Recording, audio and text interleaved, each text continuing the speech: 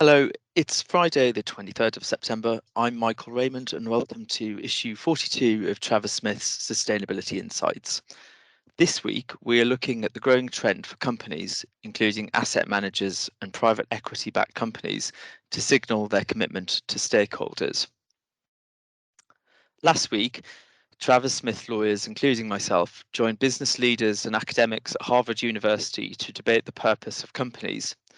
The conference, Reimagining the Role of Business in the Public Square, discussed what we should expect from large corporations on issues such as climate change and human rights. A few participants, most strikingly the law professor Lucian Bebchuk, was skeptical that business could be relied upon to make the significant changes that are needed to address global challenges, especially if that involves foregoing profit. But most were convinced that a more responsible form of capitalism offers a win-win opportunity for those that grasp it. In any event, regulators from the SEC and the London Stock Exchange made clear that further mandatory disclosures of the external impacts of business were on their way, although there is significantly more opposition to that objective in the US than there is here in Europe. No doubt there will be more direct regulation requiring businesses to act, especially in the EU, where, for example, an initiative to require companies to identify and mitigate negative environmental and social impacts has significant momentum. But should businesses have a more general responsibility to prioritise societal concerns, even where they are operating within the law, and even if doing so conflicts with their financial objectives?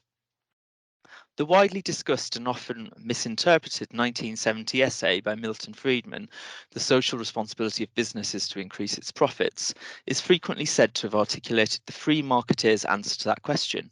But business leaders now typically argue that they do not focus on profit at all costs. The US Business Roundtable recently restated its position on the purposes of the corporation, asserting that we share a fundamental commitment to all of our stakeholders. In the UK, the Corporate Governance Code says that the role of the board is to promote the long-term sustainable success of the company, generating value for shareholders and contributing to wider society. And large companies, whether public or private, are required to explain each year how they have taken account of stakeholder interests in their decision making.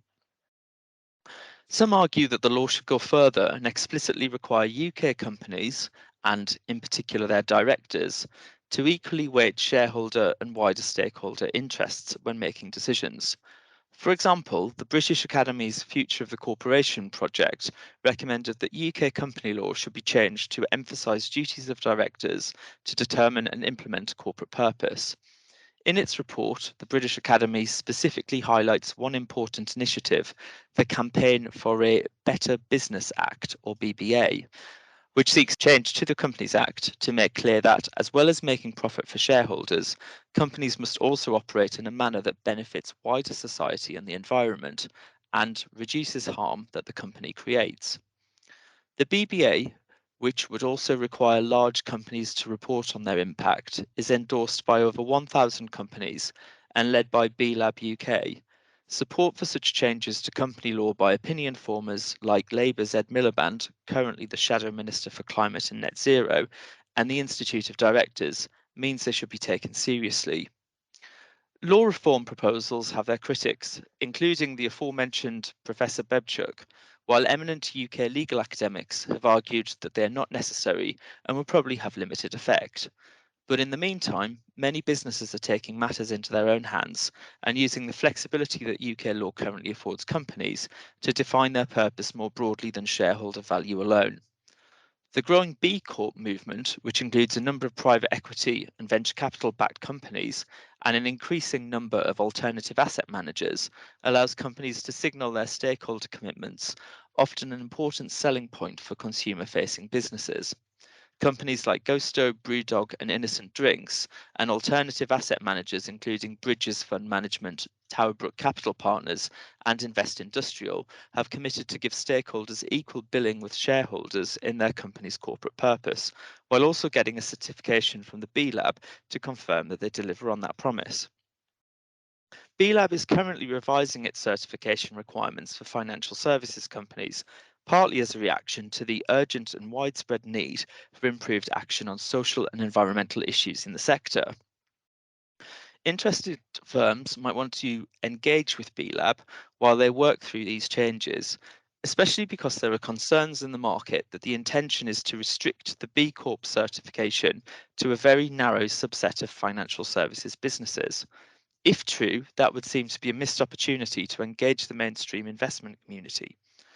The market's response to growing demands for more responsible approaches by businesses and their investors is building momentum, and, as is often the case, regulators are struggling to identify appropriate regulatory action to underpin it. Whether it is right or helpful to change the default legal position in the UK remains a matter of debate. But the message from business leaders at Harvard last week was that companies, whether public or private, that take their social and environmental responsibilities seriously are more likely to prosper in the long term. UK company law offers no impediment to that, especially for companies that are privately owned. Thank you for listening. If you would like more information on this topic, please check out our website, where you can also sign up to receive future editions of these insights, or you can drop me an email, michael.raymond@traversmith.com.